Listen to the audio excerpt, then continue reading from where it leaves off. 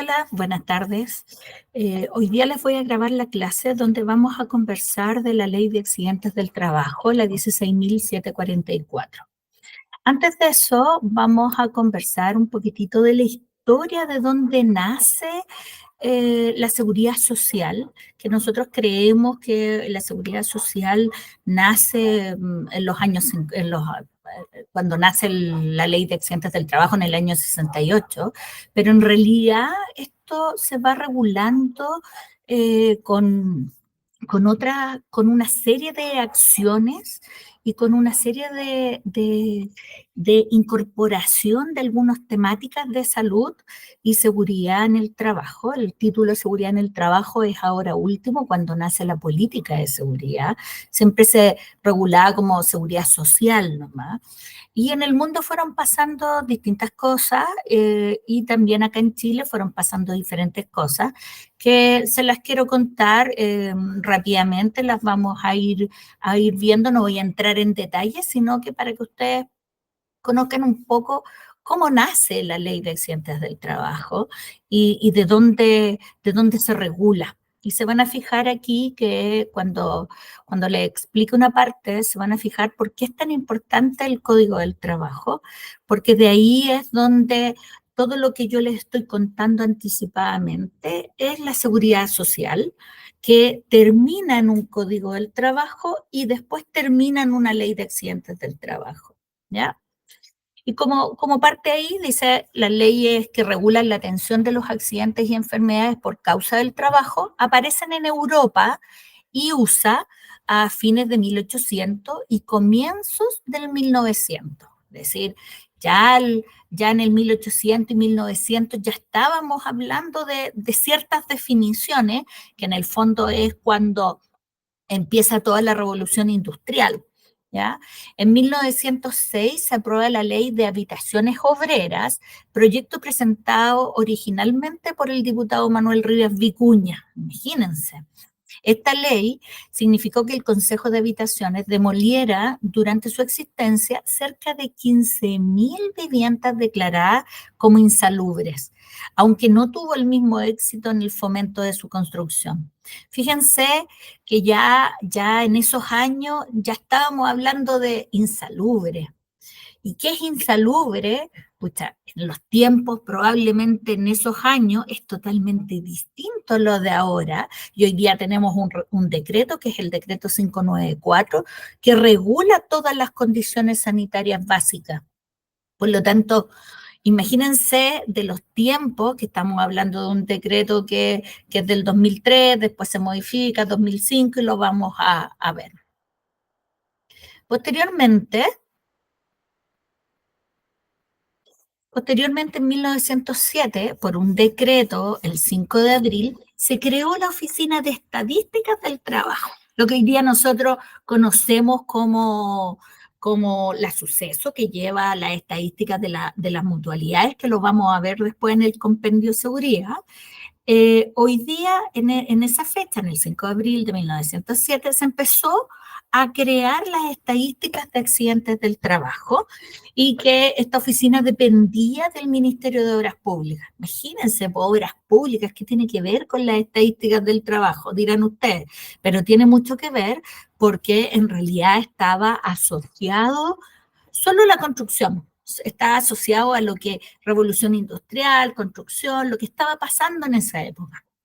Progresivamente esta oficina va ampliando sus funciones a la de fiscalización de legislación laboral. Y ahí recién nace la fiscalización de legislación laboral, hasta que en 1924 se crea la Dirección General del Trabajo. En 1924. Por lo tanto, este tema social no es de ahora. En 1924, recuerden que Chile es bastante joven, tiene más de 200 años, no tiene muchos años, por lo tanto, se empieza a conversar y fíjense que lo primero que parte en el mismo año es aprobada la ley del descanso dominical, la que también consagraba legalmente el descanso del 1 de enero y el 25 de diciembre y 18 y 19 de septiembre. Así que tienen que agradecerle a que tengamos esos festivos en el año 1924. Imagínense, en el mismo año. Una ley demandada por amplios sectores, especialmente empleados de comercio, y que fue aplazada numerosas veces por algunos congresistas, argumentando que los trabajadores descansaban lo suficiente por la costumbre de faltar el día lunes a sus labores. Costó bastante que saliera esto, porque el tema, yo cuando recién empecé el tema de la prevención de riesgo, los accidentes más comunes eran los lunes y había una tasa muy alta porque como la medicina todavía no estaba tan avanzado para demostrar que las lesiones podían ser de días anteriores, entonces llegaban todos del partido, de todo lo que ustedes saben que mucha gente o salió al campo, o salió a pasear y se accidentaban y el día lunes llegaban con el accidente. Así, en 1912 fue aprobada la Ley de Protección a la Infancia Desvalida, que en términos generales buscó restringir el acceso a menores a trabajos que pudieran significar un peligro físico. Hoy día esta ley se ha ido renovando y hoy día establece el Código del Trabajo que los menores no pueden trabajar y hoy día además regula que no puedan trabajar en las noches y en cargos riesgosos. Antes estaba como en el aire y que los papás tenían que autorizar. Sigue existiendo la autorización, pero hoy día está súper regulado qué tipos de trabajos pueden hacer y qué no, ¿no? Después, la ley de 1912 prohibió el trabajo infantil a menores de 8 años, castigando con prisión o multas a quienes ocuparan menores de esa edad en ejercicio de agilidad o fuerza, en trabajos nocturnos u oficios que los obligara a permanecer en las calles. Tremendo, imagínense que tengamos que tener una ley para que en realidad no exista trabajo infantil. En 1914 fue aprobada la ley de la silla. ¿Ustedes conocen la ley de la silla? La ley de la silla es la ley más antigua que existe, que no ha tenido cambio y que hoy día sigue funcionando y que se usa mucho en el comercio. La ley de la silla se reguló el descanso de los empleados y dependientes de los establecimientos comerciales. Además, se establece el derecho a un descanso de hora y media, por lo menos, para almorzar. Eh, eh, Me salió algo ahí en la pantalla si estaba haciendo esta presentación. Así que para que me crean que estoy en vivo. Hoy esta ley sigue funcionando. ¿Y qué obliga? Obliga que todas las empresas en el área de comercio tengan al menos un lugar donde la gente pueda descansar. Y a los vendedores hay que tenerles sillas y por eso se han ido creando en estos multicentros como los malls y las tiendas que Falabella, y no le estamos haciendo reclame a nadie, pero Falabella, Almacén París, que hoy día tienen una silla y tienen distintas sillas para que las personas puedan ir a descansar.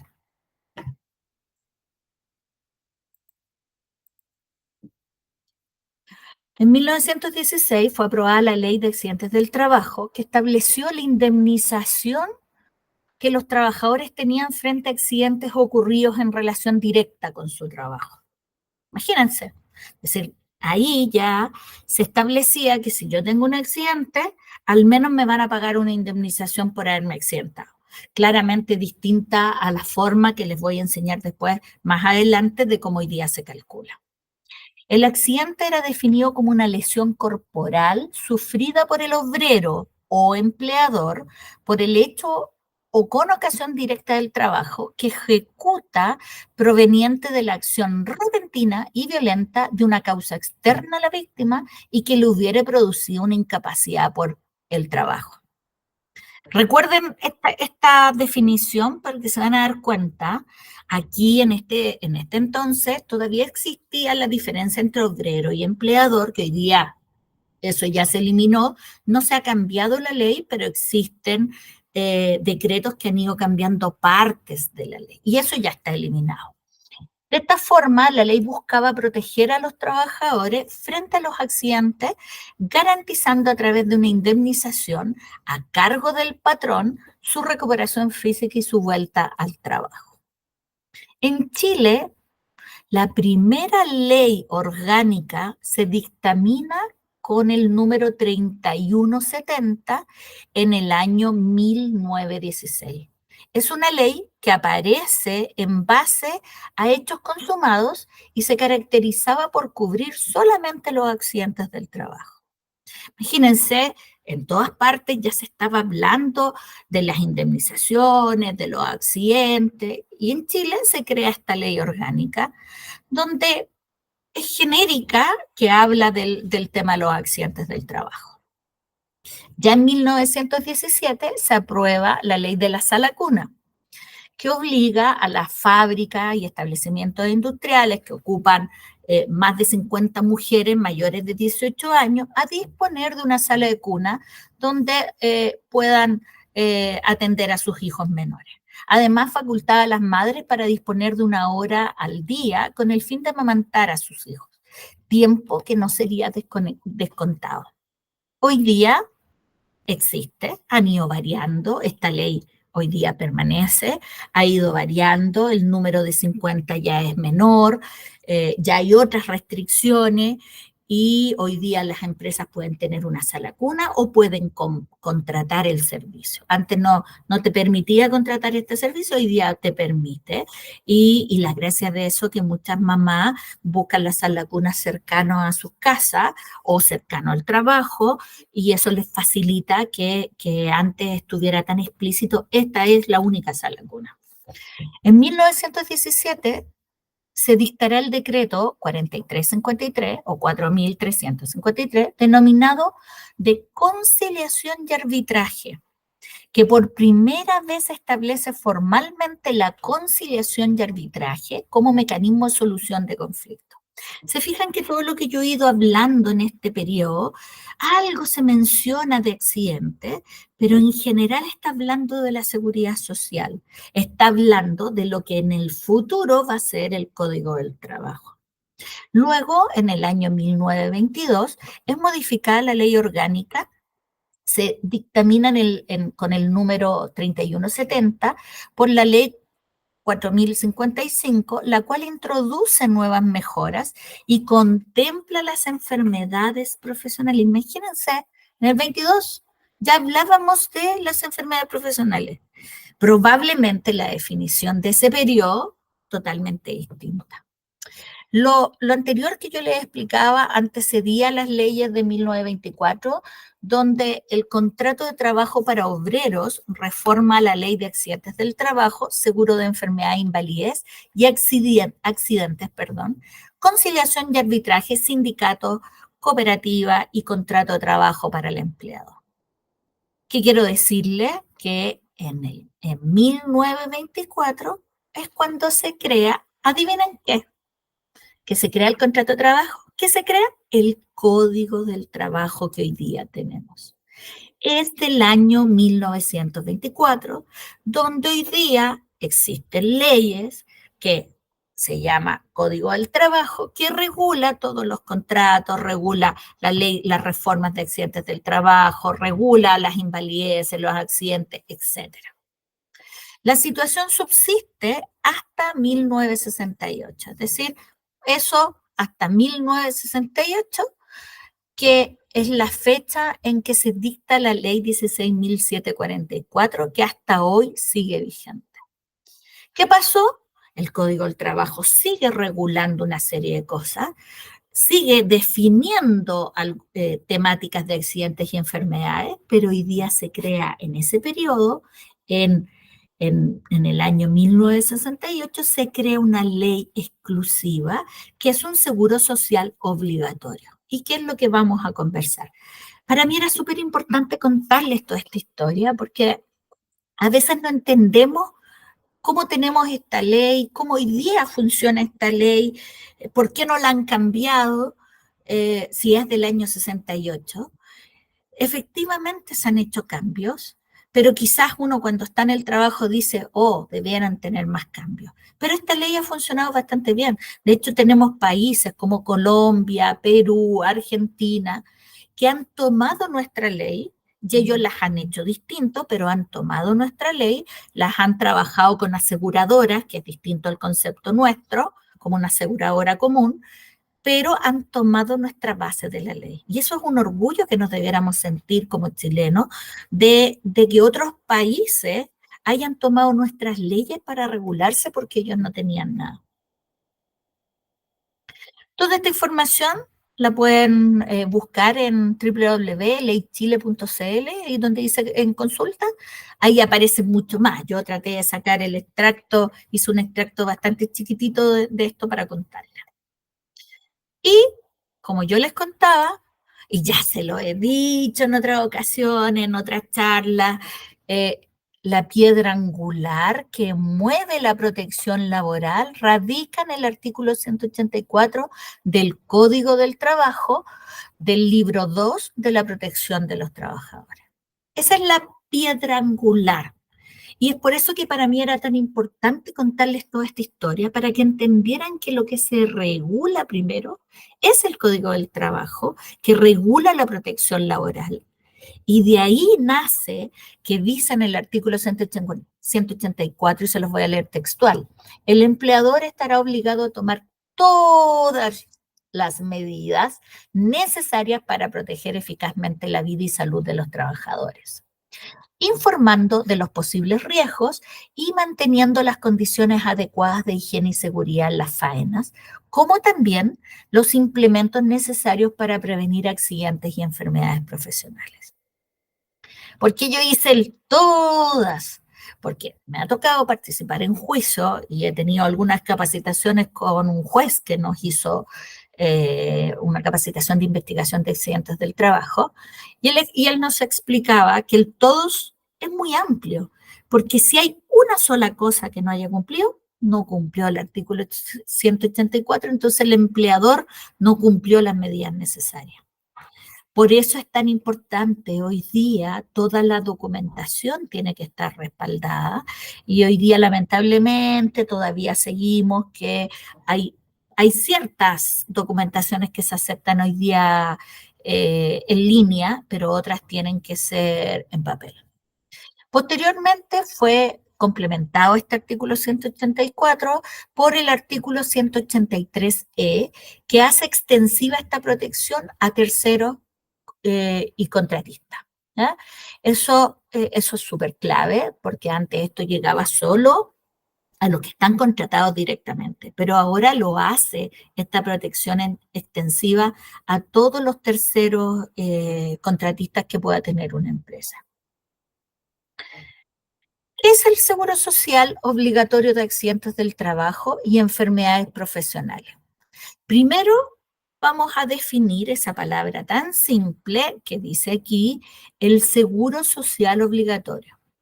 Primero, ¿qué significa un seguro? Un seguro significa algo que es yo pago porque me den algunos beneficios. Ese es el concepto súper básico de un seguro. Yo pago algo y me den un beneficio. Pero este seguro tiene un apellido, porque no es lo mismo que el seguro de accidente, que un seguro, por ejemplo, de un auto, que yo personalmente tengo uno que es con deducible, porque si no me sale muy caro. Eso significa que no me pagan todo lo que me pase. Y más encima me descuentan. Es decir, si me sale 100 y yo tengo un deducible de 3 UF, me van a descontar esas 3 UF. Pero acá la gran diferencia es que es el seguro social obligatorio. Seguro social significa que van a haber todas las empresas que van a pagar distinto, pero el beneficio es el mismo.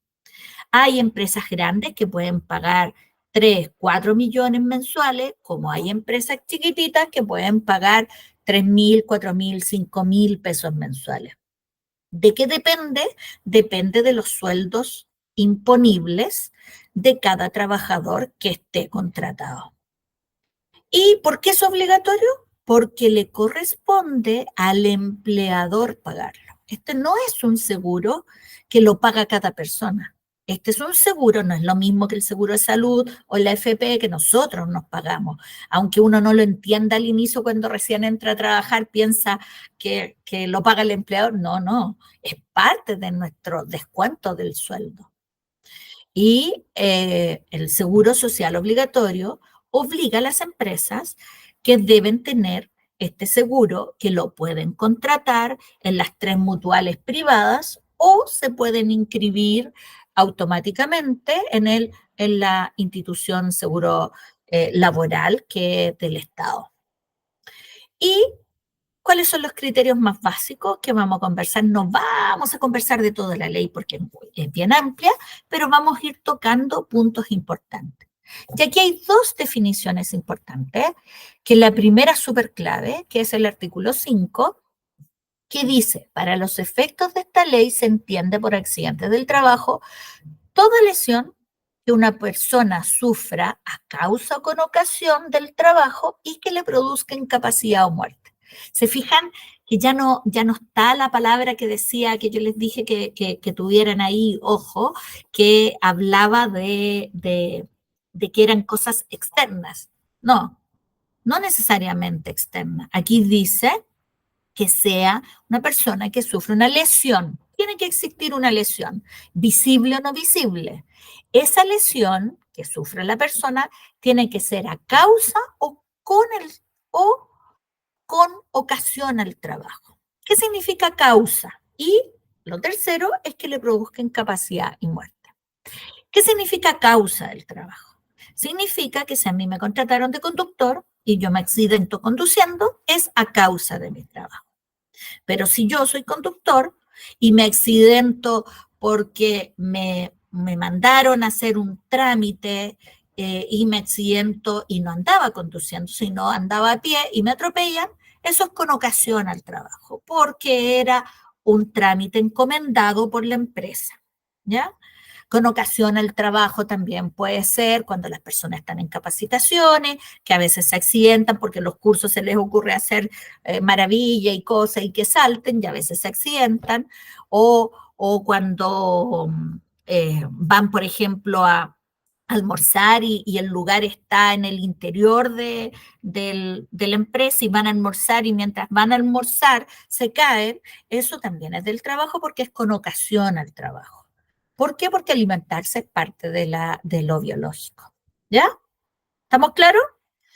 Después está la definición de enfermedad profesional, que yo se las grabé y se las dije también en la otra presentación de los protocolos. ¿Y qué dice el artículo 7?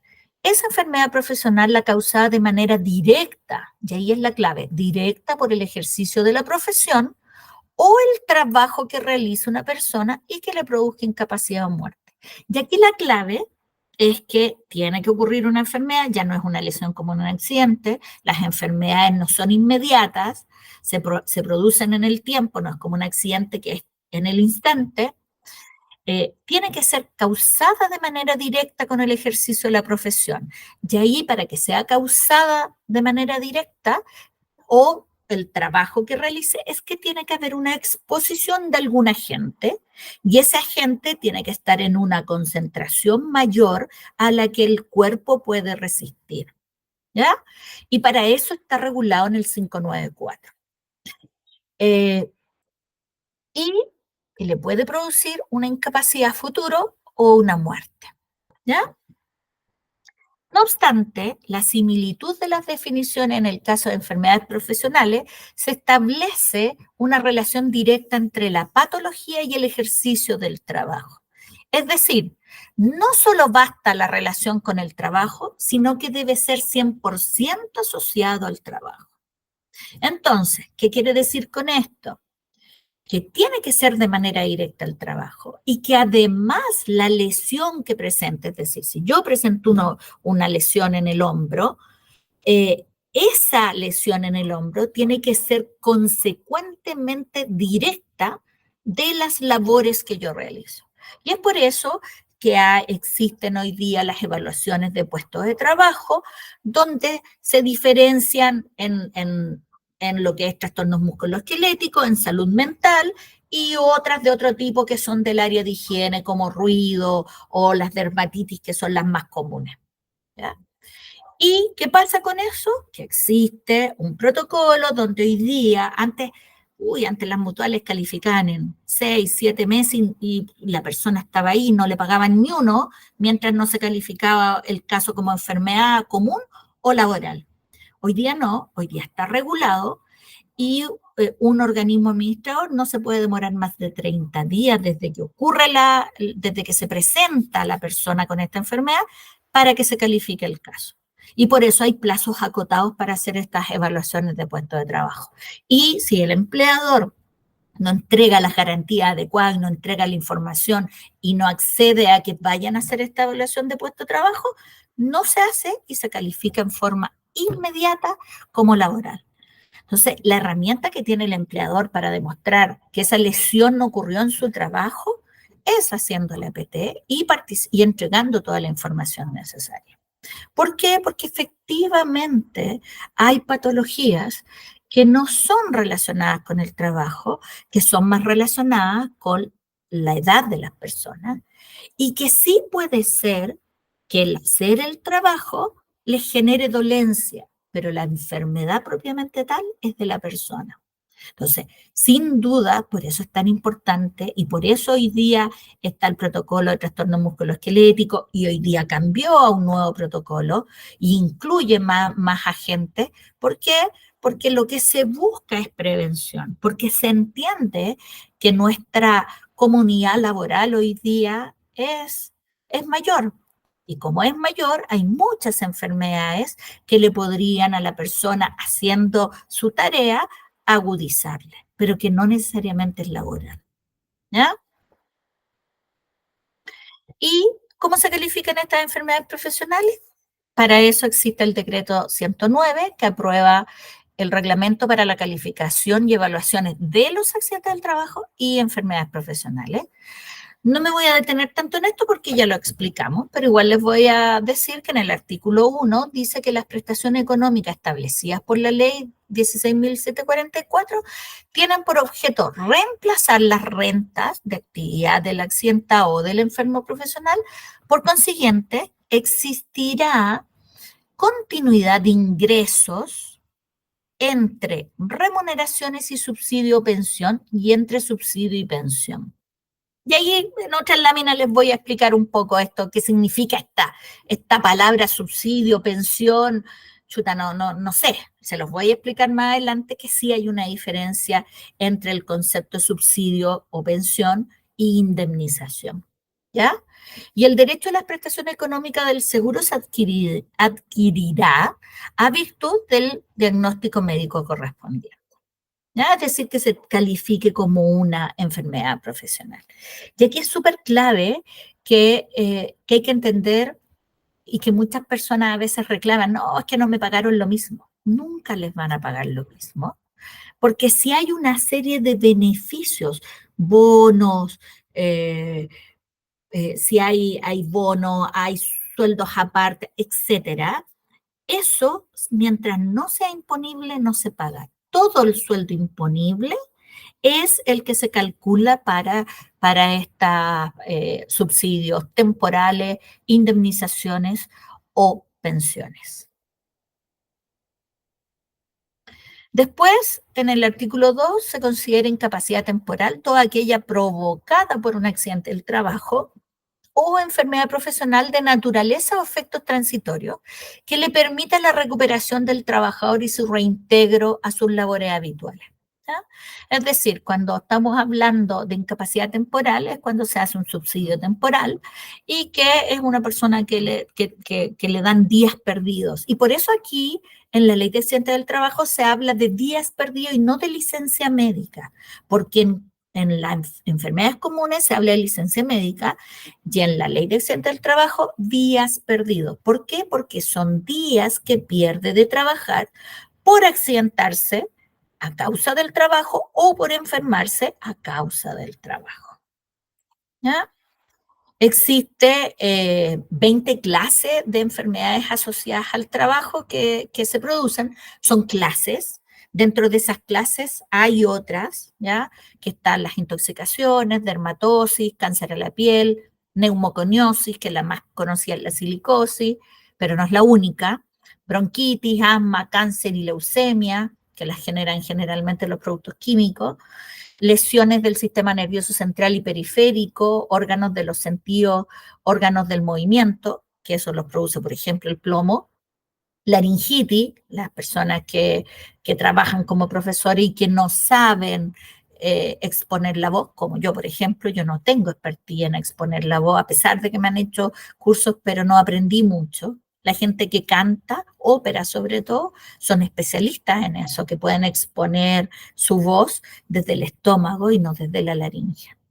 Enfermedades infectocontagiosas o por acción de agentes biológicos, mesotelioma pleural, angiosarcoma hepático, exposición aguda a altitud y neurosis profesional incapacitante.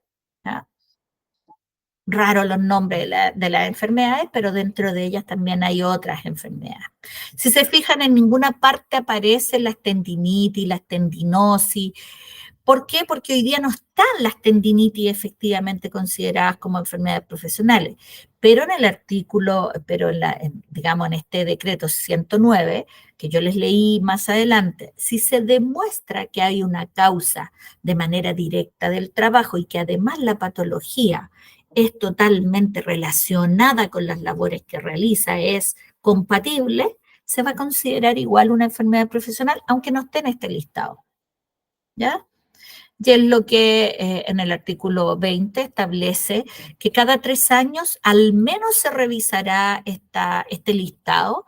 Se pueden incluir como se pueden sacar enfermedades o se puede mantener, ¿ya? Pero cada 3 años por ley se tiene que hacer una revisión. Y generalmente estas revisiones se hacen de acuerdo a los estudios epidemiológicos que tengan las áreas de salud ocupacional de los ministerios de salud.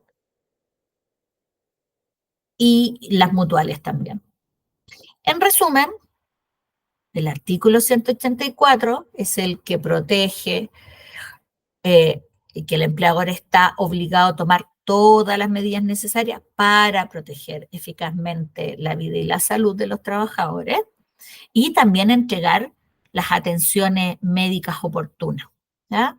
Entonces, en palabras, el todas son todos. Y ahí están todos los decretos que existen, y a lo mejor pueden haber muchos más que aquí no están, pero que se relacionan con la ley de accidentes del trabajo. Está, por ejemplo, los derechos fundamentales, que está en la Constitución, está el decreto Supremo 132, que regula todo lo que es la actividad minera, está la suceso, que hoy día está el compendio de seguridad, que lo vamos a ver en otra clase, están los protocolos, Planesia, el Prexor, el TEMER, está el decreto 101, que es el que regula la ley de accidentes del trabajo. Tenemos el decreto 67, el decreto 43, que habla de temas de sustancias peligrosas. Tenemos responsabilidades civiles y penales, tenemos fiscalizaciones que se hacen a través del ente de la Dirección del Trabajo y las Seremis de Salud. Y tenemos una política nacional de seguridad y salud en el trabajo, que es el lineamiento que nos entrega el país y donde nos tenemos que mover y donde se tiene que mover toda la protección social. ¿Ya? Y es ahí donde se define y se cambia el concepto y se acuña el concepto de seguridad y salud en el trabajo. ¿Ya? Que no es lo mismo porque antes se hablaba mucho de seguridad ocupacional y no es lo mismo porque la seguridad ocupacional no necesariamente está relacionada con todo lo que se hace en el trabajo. ¿Ya? Y esto ya lo habíamos visto, es un pequeño resumen donde habla del artículo 184, de la ley, se me perdió el mouse, ahí está, de artículo 184, la ley de accidentes del trabajo, que se divide en enfermedades y accidentes del trabajo, en las enfermedades, que es lo que más les toca a ustedes desde kinesiología, Está el decreto 109 del año 68, el decreto 594 del año del 2000, que es cuando se crea el decreto, y hoy día ha tenido varias actualizaciones.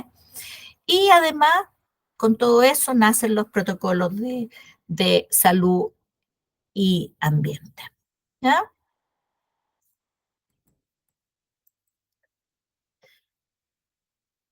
Y para eso vamos ahora a definir con más detalle lo que es la ley de accidentes del trabajo.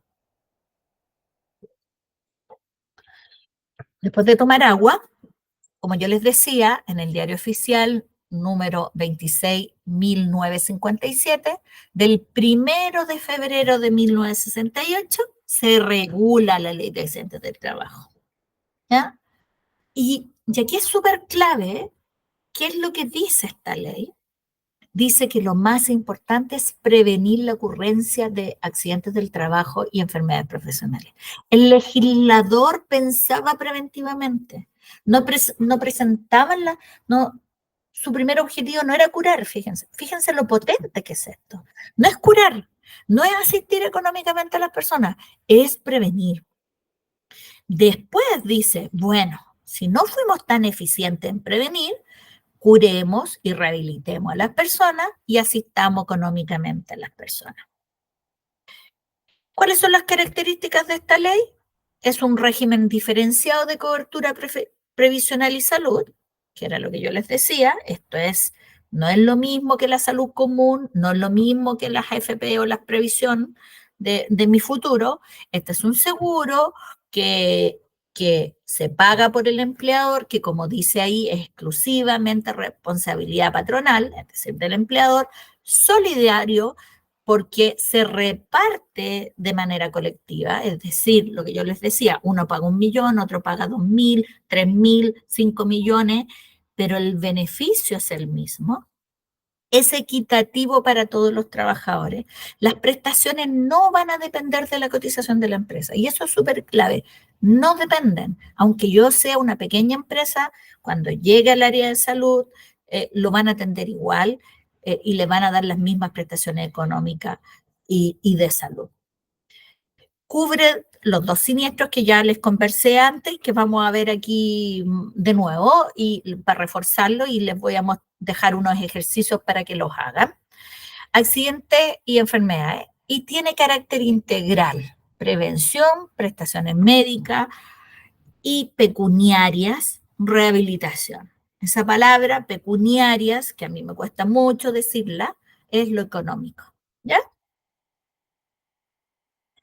Y, como dice ahí, es de carácter universal para la población protegida. Es universal, pero no es para todo el mundo, porque hay que tener ciertas características. Y primero, eh, se incluyen todos los trabajadores por cuenta ajena. Y uno dice, ¿cuáles son los trabajadores por cuenta ajena? Son todos los trabajadores, que ese es un término muy legal, que son todos los trabajadores que dependemos de alguien, dependemos de un contrato de trabajo. Trabajadores municipales, trabajadores independientes que los diferentes presidentes de la República han definido como los pequeños pescadores, los pirquineros, etcétera. Estudiantes que trabajan para el mismo plantel, no todos los estudiantes, porque ustedes tienen otro decreto, que es el 369, que regula todo lo que es los accidentes en el área escolar. Pero si por ejemplo, la universidad tiene talleres y esos talleres en el interior hay una empresa y esa empresa vende sus servicios y ustedes trabajan ahí son empleados, por lo tanto los cubre. Y independientes voluntarios. Hoy día, hasta hace un tiempo, era voluntario a las personas, a las empresas, a los dueños. Por ejemplo, yo, dueña de empresa, yo podía o no podía pagarme el seguro por mí. Hoy día sigue siendo voluntario para los dueños, pero para quien no sigue siendo voluntario es obligatorio, es para todas las personas que trabajan a honorario. Y la gran diferencia, lamentablemente, es que tanto para las personas como yo, dueño de empresa, y para las personas que boleteamos, A una institución somos nosotros quien está obligado a pagarse el seguro, no la empresa. ¿Y por qué? Porque estamos trabajando en distintas partes por boleta de honorario y que no es un contrato de trabajo. Sí están cubiertos, pero cada persona tiene que pagarse su seguro. Esa es la gran diferencia. Que sea justo o no sea justo, no lo vamos a conversar, pero así está establecido. Está establecido, ¿por qué? Y ustedes van a decir, ¿pero por qué esto? Porque lo que busca esta ley siempre es que todas las personas trabajen con contrato de trabajo. Eso es lo que busca la ley. ¿Por qué? Porque un contrato de trabajo nos permite ordenarnos, nos permite tener un marco regulatorio y nos va a permitir tener beneficio tanto para el empleador, para el trabajador, obligaciones para el empleador y obligaciones para el trabajador. Por eso es tan importante un contrato de trabajo. Y aquí también es importante que no cubre a ninguna persona que no tenga ni boletas de honorario, que no preste servicio por boleta de honorario o que no tenga un contrato. Es decir, las personas que trabajan solo por el día, ellos no van a estar cubiertos por esta ley. ¿Cómo se financia? Bueno, se financia a través de una tasa de cotización básica más una adicional de acuerdo al riesgo. ¿Ya? Siempre la cotización básica hoy día es de un 0,93% de los sueldos imponibles más un adicional que va a ir de un 0 hasta un 6,5. ¿En qué varía? Varía dependiendo del riesgo. Cuando las empresas al inicio, por primera vez, entran a una mutualidad, yo recién creé la empresa y voy a entrar a pagar mis cotizaciones, el decreto 110 me establece un riesgo presunto. Y ese riesgo presunto está hasta un 3,4 nomás. ¿Ya? Es decir, todas las empresas constructoras y mineras, las constructoras pagan un 2,55 y las mineras un 3,4, las de explotación.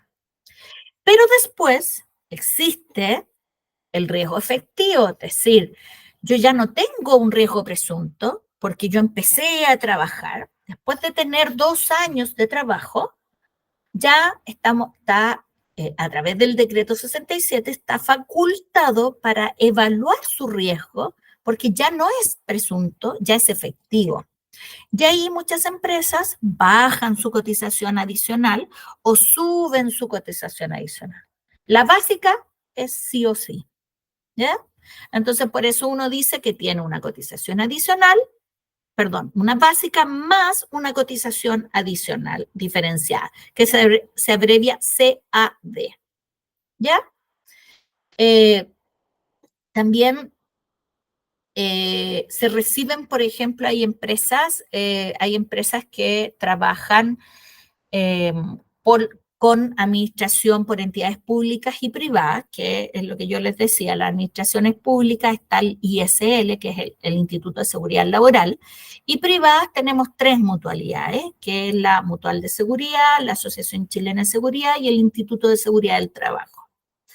También hay las empresas públicas, esa es la desventaja que tiene la empresa pública, el Instituto de Seguridad Laboral, que trabaja con los hospitales, con los servicios de salud públicos.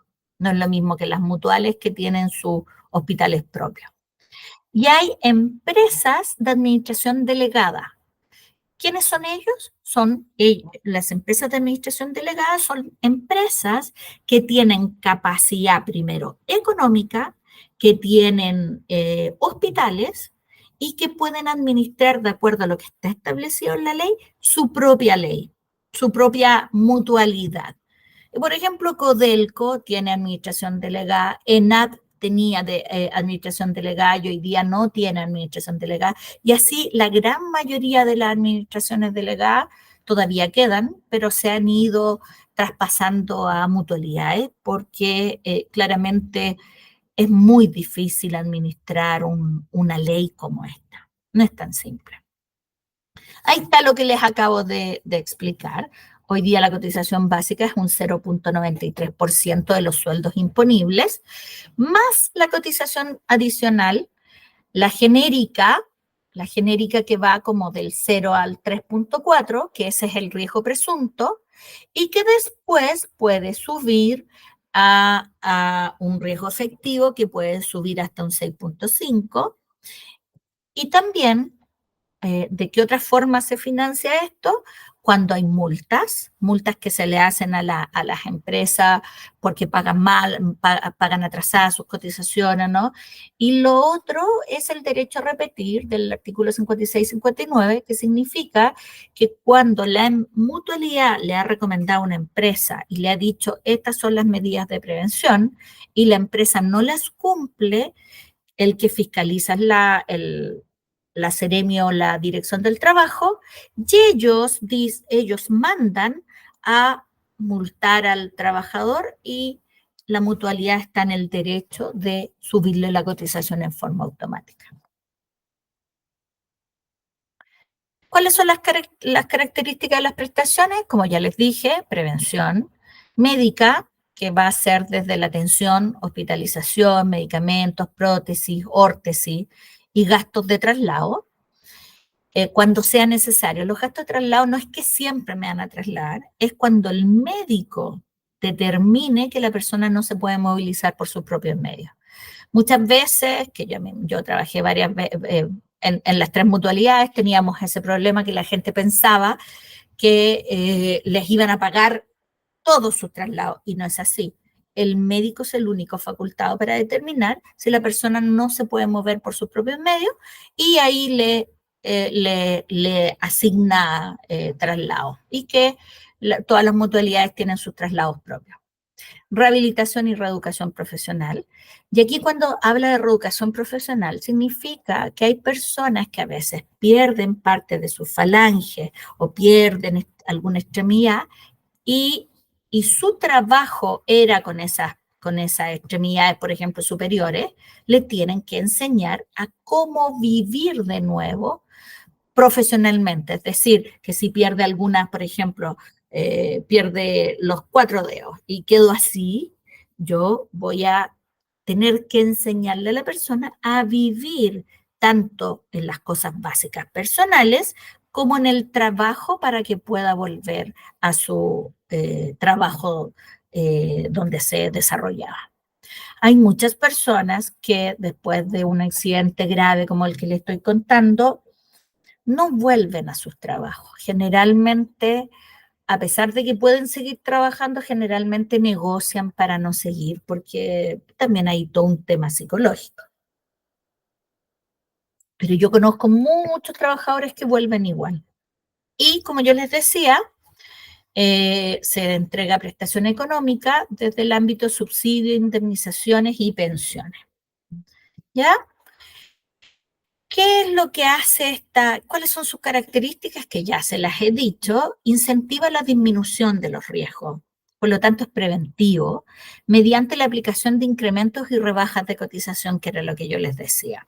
Si una empresa trabaja en prevención de riesgo y controla sus riesgos al máximo, va a pagar solo la cotización básica, aunque sea una minera, aunque sea una constructora. ¿Por qué? Porque controló los días perdidos de accidentes, no la cantidad de accidentes, ojo, no la frecuencia de los accidentes, la gravedad de esos accidentes. De esa forma se calcula la tasa de siniestralidad para poder ver si sube o baja la cotización. Y además confiere al Estado la facultad para supervisar y fiscalizar en materias de prevención de riesgo, como yo les decía, la Inspección del Trabajo y las Seremis de Salud. Esto es lo que yo les expliqué recién. Un accidente de trabajo es el que ocurre a causa con ocasión del trabajo, que sufre una lesión a causa con ocasión del trabajo y que le produce una incapacidad o muerte. También se conocen como accidentes del trabajo en el trayecto, que los vamos a explicar ahora, y las enfermedades profesionales.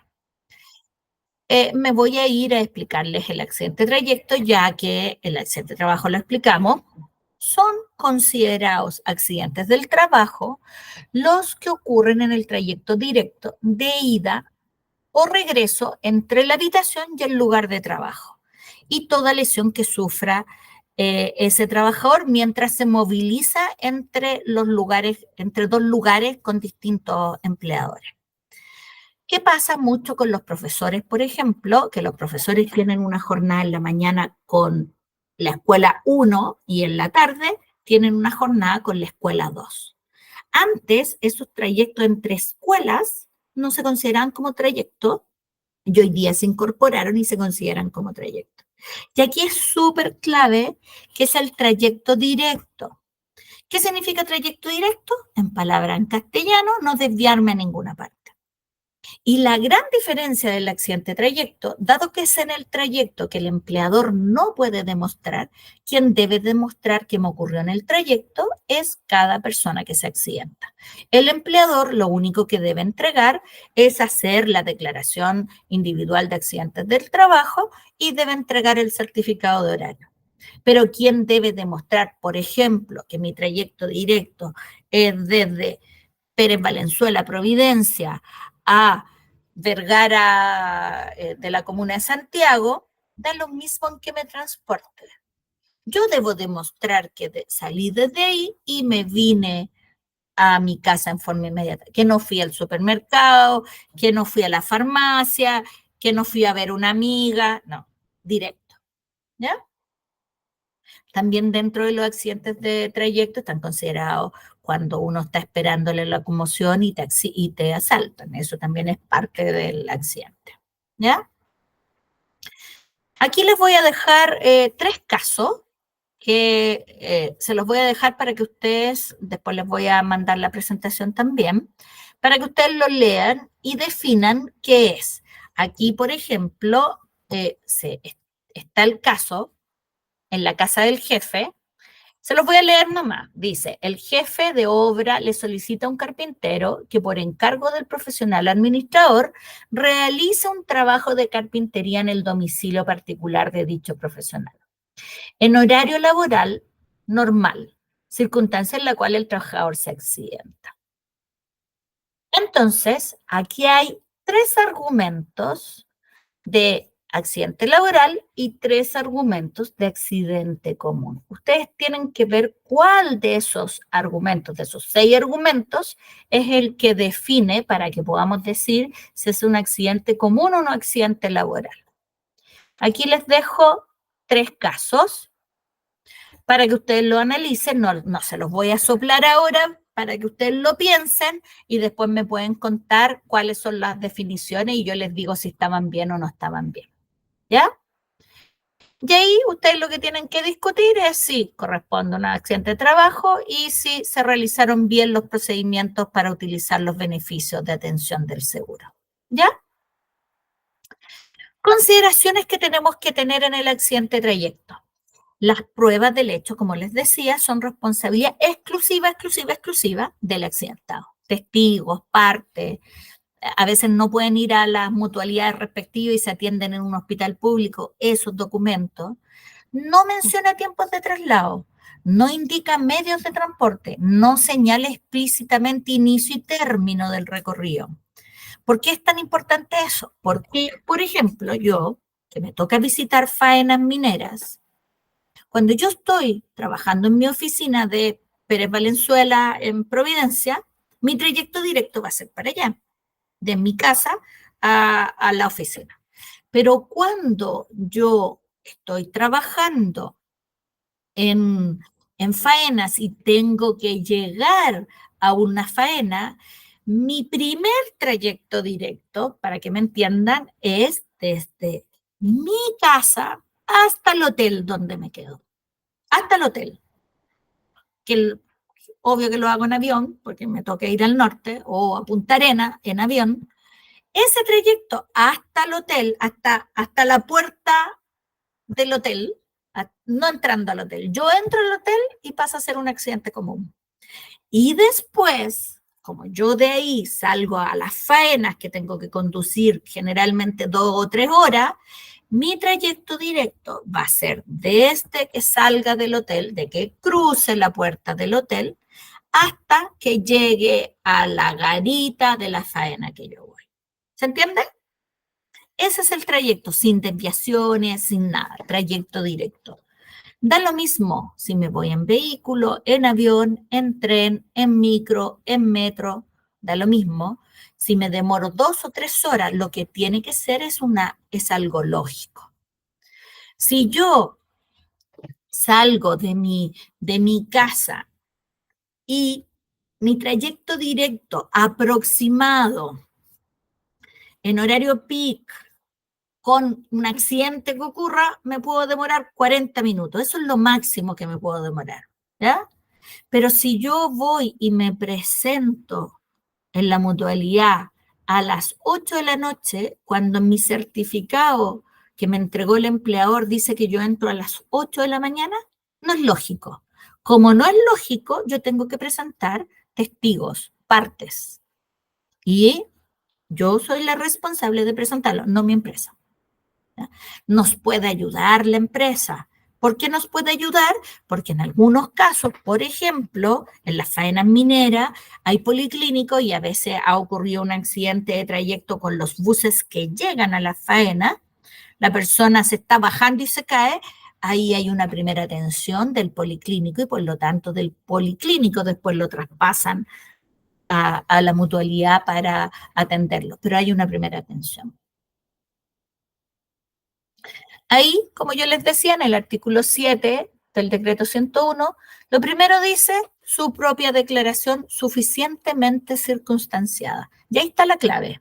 Cuando yo les hablo suficientemente circunstanciada, es que claramente yo no me desvié. Es algo lógico. Si yo me demoro 40, 45 minutos, sigue siendo lógico, pero si me demoro 5 horas, no es lógico. ¿Ya? Tiempo, trayecto y lesión, que sea coherente, que pueden haber partes de carabineros, pruebas, pueden ser certificados médicos, de posta, hospitales, testigos. El empleador solo debe otorgar la denuncia y el certificado de horario y el de renta. Y ya conversamos de la enfermedad profesional, por lo tanto, aquí la pregunta era, como yo les decía, ¿quién administra este seguro? Lo administran las empresas estatal, que es el Instituto de Seguridad Laboral, el ISL, que ya les dije, los organismos privados que son las mutuales. ¿Se acuerdan cuál era? La H, la Mutual de Seguridad y el IST. Y administraciones delegadas como la de Codelco, por ejemplo. ¿Cuál es la obligación del Estado? El Estado supervigila y fiscaliza la prevención, higiene y seguridad de todos los sitios de trabajo a través de los servicios de salud. Supervigilancia se refiere a que no solo fiscaliza, yo supervigilo, es decir, vigilo todo el proceso que ocurre en la ley. Y para eso existe la Superintendencia de Seguridad Social, que va a estar supervigilando que es un concepto súper legal eso, que es y suena divertido porque es supervigilancia, se refiere a que va a estar excelente, que va a poder controlar a todas las mutuales, tanto al ISL como a las privadas, de que todos los procesos se cumplan. Y además fiscaliza, que no es lo mismo que supervigilar. Por eso es la diferencia. Porque fiscalizar es ir a terreno para ver si están las medidas de prevención o no. En cambio, supervigilar es ver que el proceso se cumpla de la ley y que se cumpla como corresponde. Además, está obligado a prescribir todas las medidas de higiene y seguridad en el trabajo necesarias en las empresas o entidades a través de los servicios de salud y aplicar sanciones por incumplimiento. Y disponer de estadísticas reportadas por organismos administradores y empresas. ¿Qué tienen que hacer ahora los organismos administradores de la ley, que son los OAL? Así se conocen a las mutualidades, los OAL. Primero, administrar la ley y sus reglamentos y establecer medidas de prevención, asesorar a las empresas en cuanto a higiene y seguridad en el trabajo. Es decir, los organismos administradores están obligados a prestar asesoría para que las empresas puedan hacer bien su función y no tengan accidentes ni enfermedades profesionales. Y además es el que aplica el decreto 67, que sube alzas o rebajas de cotizaciones adicional diferenciadas. Después tiene que ¿Qué tiene que hacer la empresa? Yo, dijimos el Estado, dijimos los OAL y ahora las empresas. La empresa primero tiene que implantar todas las medidas de prevención de riesgo. ¿Qué le indique el OAL? ¿Qué le indique el comité paritario? ¿Qué le indique el departamento de prevención de riesgo que tiene en su empresa? Denunciar en forma inmediata los accidentes. Y ahí es súper, súper, súper clave, porque los accidentes hay una denuncia que se las voy a mostrar en este minuto. Denme solo un minuto y les voy a mostrar.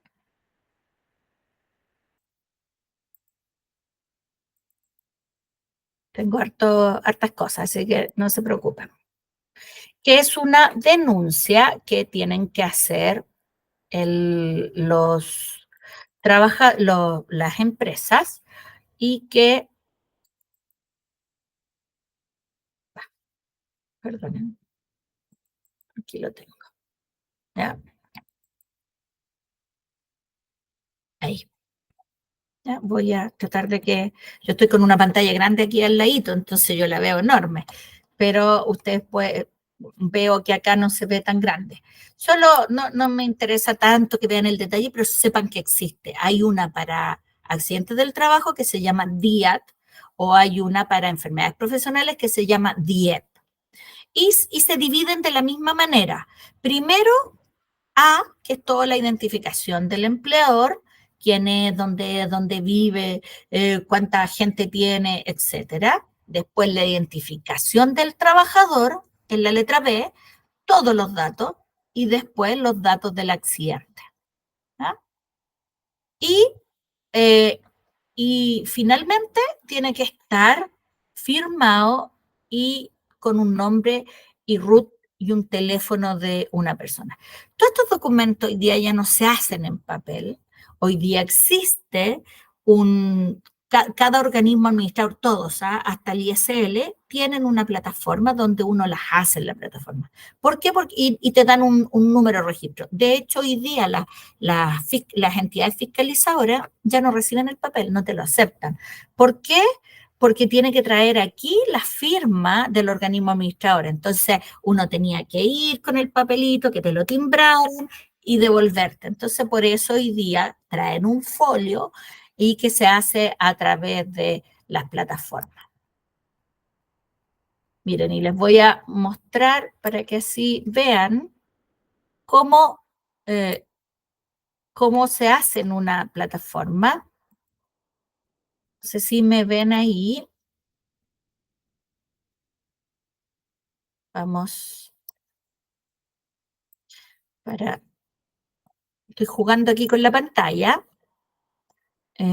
Para que me vean, para que me entiendan lo que yo les estoy contando. Para que así veamos la cosa práctica, cómo se hace. Yo tengo mi clave, que espero que no se me olvide.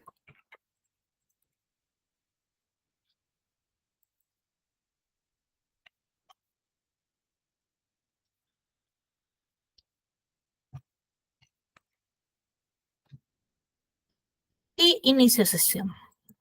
¿Ya? Este es de la H. ¿Por qué yo tengo clave de la H? Porque mi empresa Sodexo está adherida a la H.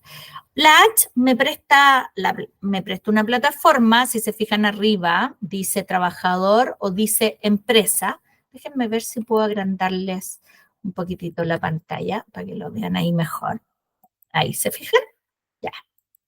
Y aquí, como trabajador, yo, por ejemplo, puedo ver los registros que he tenido de accidentes míos, mis capacitaciones, mis certificados, mis citas de médica, puedo ver, no tengo ninguna, por ejemplo, puedo ver mis resultados de exámenes de salud, que ahí sí me debieran aparecer porque hace muy poco me hice. Chin, chin, no, ahí salen. ¿Se fijan?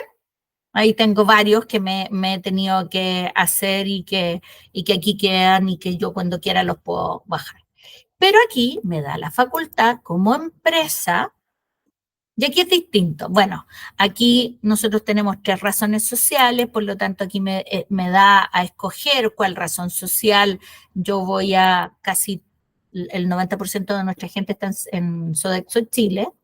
Y aquí, por ejemplo, va, se me cambió de nueva empresa. Y aquí, si se fijan, bueno, aquí esas cosas que están ahí son para el administrador. Nosotros tenemos un administrador en la empresa que es el que cuando hay roles que tiene que aprobar, él tiene el rol de administrador y nosotros tenemos el rol de poder ingresar accidentes del trabajo vía o sacar certificado. Mira, aquí se hace una denuncia. No vamos a hacer una, me lleva a una página, no vamos a hacer una como tal, pero les voy a mostrar una.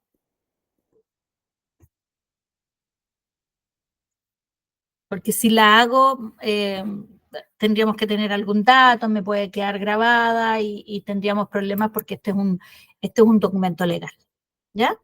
Pero sí, miren, vamos a ver en consulta, vamos a poner de la fecha del 1 de mayo al 23 de junio. No creo que haya en el 23 de junio porque me peleo no marqué, espérenme. Peleo con mi gente porque no siempre hacen las días oportunamente. Y si uno no denuncia un accidente en las primeras 24 horas y en la metodología para denunciarla es la DIAT, nosotros estamos expuestos a que el ente fiscalizador nos multe.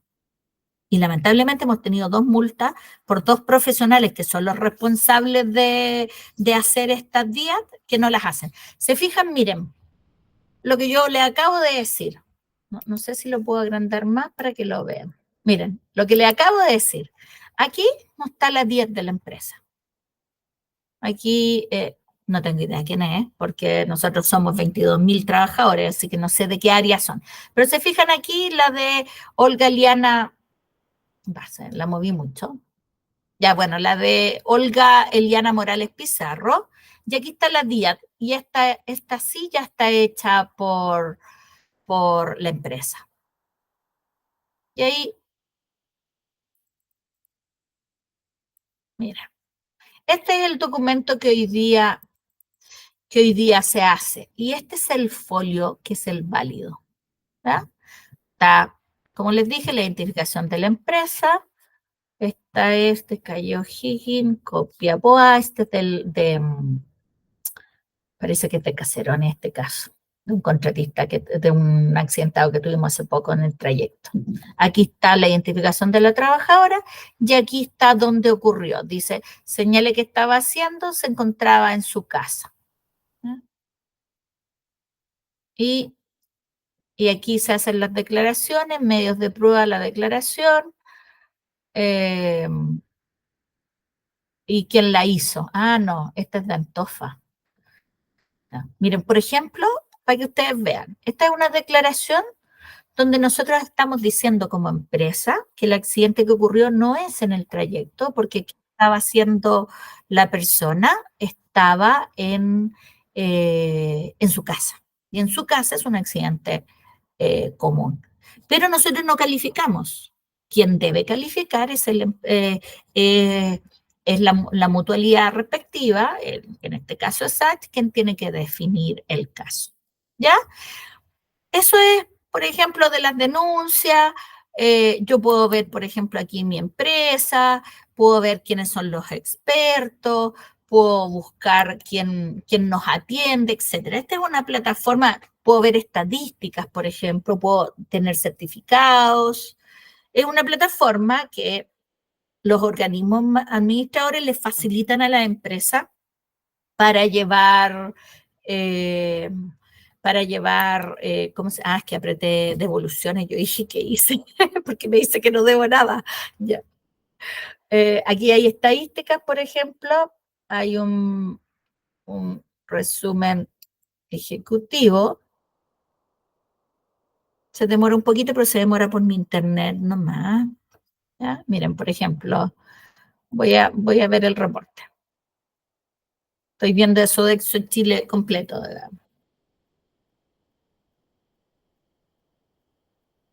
No quiere.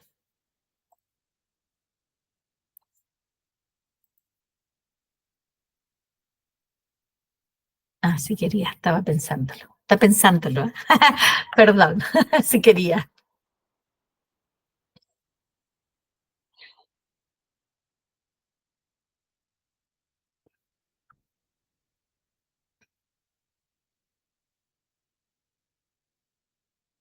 Ya, bueno, parece que se va a demorar mucho. Esperemos si se demora mucho, si no lo sacamos. ¿Ya?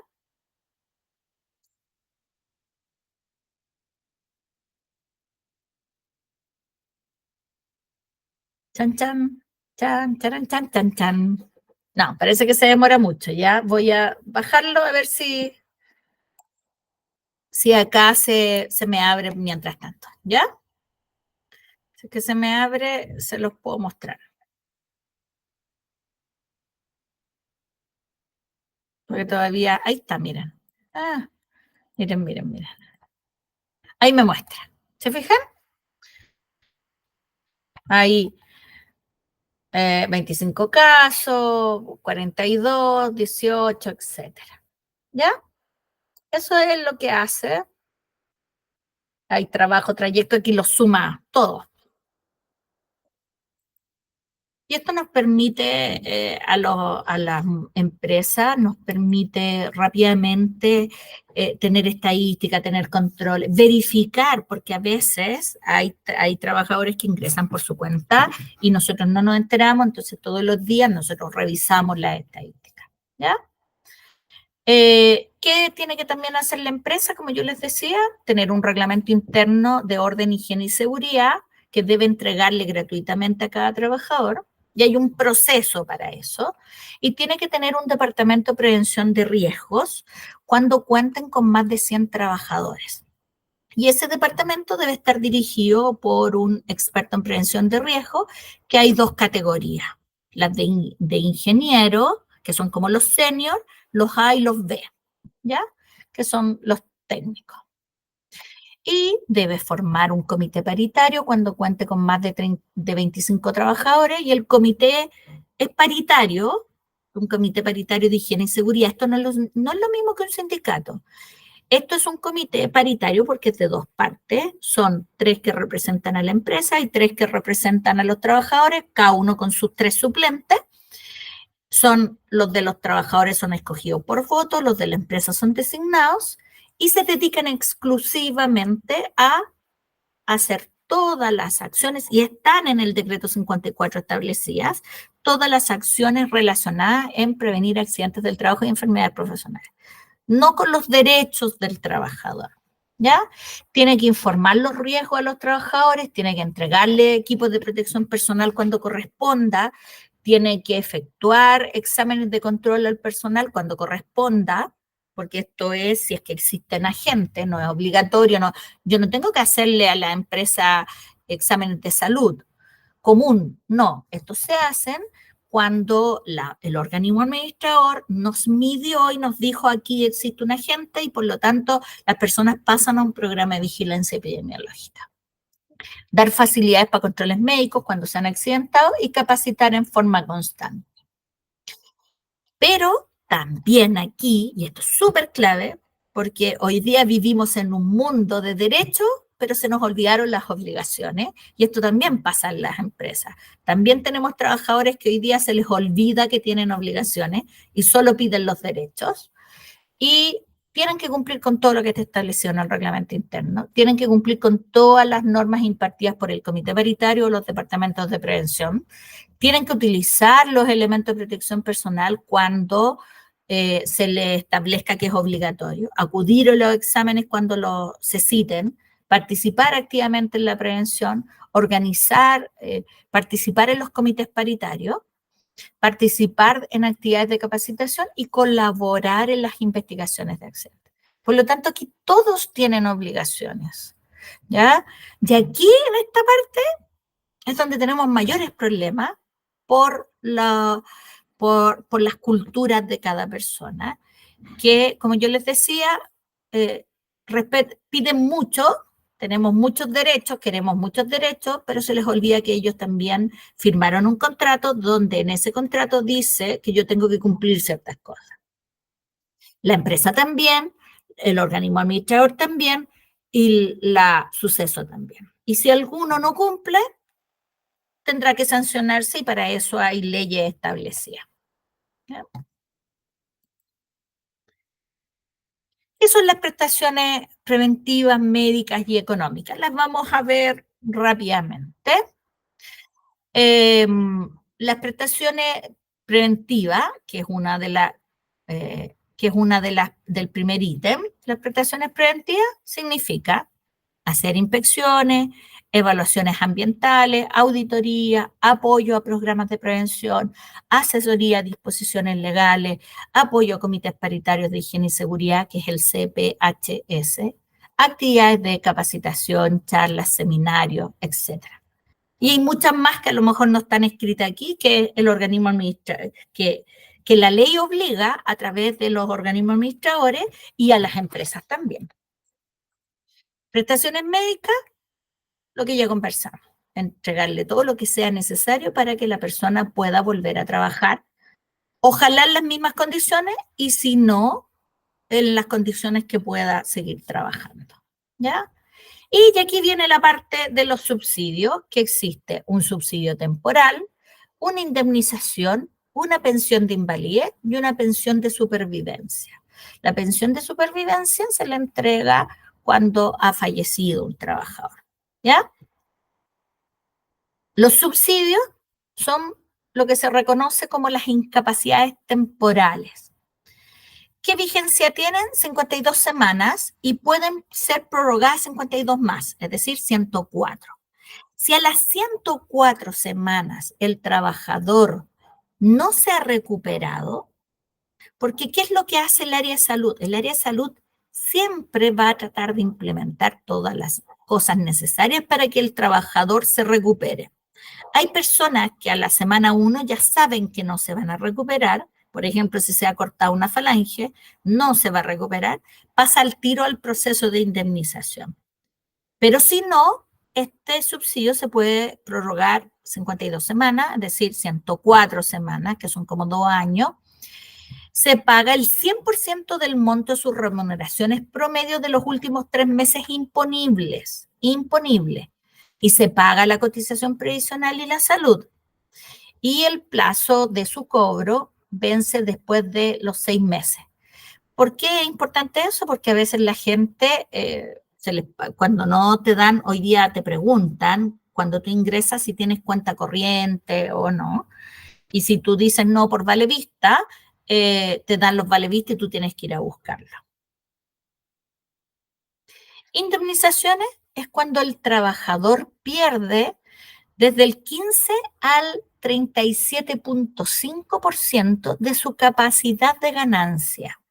¿Ya? ¿Qué significa esto? La capacidad de ganancia. En el decreto 109, que no vamos a revisar este tema porque esto es más bien para los prevencionistas el detalle, no tanto para ustedes, pero es importante que lo sepan. La pérdida de ganancia es lo que yo pierdo de no poder estar en mi estado normal. Por ejemplo, si a mí se me ha cortado este dedo, yo voy a perder, por ejemplo, que esto hacen pinza, voy a perder un porcentaje de poder hacer el proceso de pinza en forma normal. Eso se le llama la capacidad de ganancia que se pierde. Y hay una forma en el decreto 109 que se establece cómo calcular y dependiendo de cada lesión se va sumando. Ya cuando pasa sobre 37.5 ya pasa a lo que son las pensiones y ahí se calcula de otra forma que se los voy a mostrar. Y aquí, ¿cómo se percibe? Puede percibir de 1 a 15 sueldos base. El sueldo base se calcula por el promedio de su remuneración de 6 meses anteriores. En los subsidios era 3 meses y aquí de 6 meses anteriores o del diagnóstico de la enfermedad profesional. ¿Ya? Pueden ir de 1 a 15, va a depender si es de 15 a 37,5. Son 15 sueldos si es 37,5.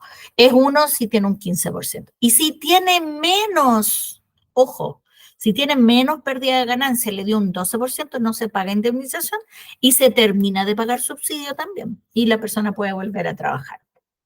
Después, las pensiones. Y aquí es una cosa que se las cuento, es un poco compleja porque en realidad aquí depende, primero depende del grado de pérdida de invalidez, ¿ya? Hay invalidez parcial, invalidez total y gran invalidez. Y aquí también depende de si son mujeres viudas, no son mujeres viudas, si tienen cargas hijos, no tienen cargas hijos, ¿ya? Y aquí están los porcentajes dependiendo de cada cosa. Y lo que yo les decía, la pensión de supervivencia también entra este concepto de si la viuda es mayor de 45 años, menor de 45 años, si es madre de hijos naturales, si sus hijos son menores de 18, menores de 24 o hijos inválidos. ¿Ya? ¿Se fijan los porcentajes de pensiones? No es nada, es absolutamente nada. Es decir, a la viuda de mayor de 45 años, inválida, le pagan 50% de la pensión básica. 50%. Jamás reciben el 100%. De hecho, por eso se dice que cuando una persona se accidenta en una familia, después de la tercera generación, recién se vuelven a equilibrar como familia, en lo económico, en los estudios. Así que por eso es tan importante la prevención. Ahí habla de las madres viudas, de los padres inválidos, de los descendientes. Esta pensión se puede delegar a sus descendientes antes de los 60 o 65 años para los hombres, porque cuando la mujer cumple los 60 años, esto que paga el organismo administrador se termina y empiezan a darle su pensión por su sistema de AFP y al hombre lo mismo. ¿Ah? Como ya les decía, el decreto 109 que yo se los comenté es el que define y entrega todos los listados, que esto ya se los había contado. Después tenemos el decreto 40, que es el que regula el reglamento de prevención de riesgo. Hoy, el decreto 40, junto con el decreto 54, hay una propuesta que va a estar que decían que iba a estar vigente en 6 meses más, pero aplazaron la vigencia. Probablemente salga a fin de año. Se junta el decreto 40 con el 54 y nace el decreto 44. ¿no? Y el decreto 44 va a juntar y va a exigir más cosas que esto. Por ejemplo, en el decreto 40 obliga a los servicios de salud a fiscalizar a las mutuales, obliga a las mutuales a realizar prevención, establece creación de los departamentos de prevención de riesgo, establece la obligación del reglamento interno y establece la obligación de informar los riesgos laborales, que mucha gente lo conoce como el ODI, pero es la obligación de informar los riesgos laborales. ¿Ya? El 54 establece todo lo que es los comités paritarios que yo les explicaba y si se fijan pero clarita las funciones, no son sindicatos, están súper claras. ¿no? Y ahora, como yo les decía, el 40 con el 54 se van a unir y se va a formar el 44. Aquí está el decreto 67, que es el que yo les explicaba, que es el que permite subir o bajar las tasas y que pueden llegar hasta un 6.8, como yo les decía, a la cotización diferenciada. Vamos a llegar hasta aquí. Les voy a explicar solo la primera parte del decreto 594. No, vamos a llegar hasta aquí. Con esto les voy a hacer otra clase del reglamento 594 y vamos a hacer otra clase del compendio. Muchas gracias por escucharme. Espero que esto les sirva mucho. Todas las preguntas que tengan, por favor, mándenmelas por el WhatsApp, ningún problema. ¿Ya? Yo se las contesto. Muchas, muchas gracias. Vamos a terminar de grabar. Vamos a detener la grabación.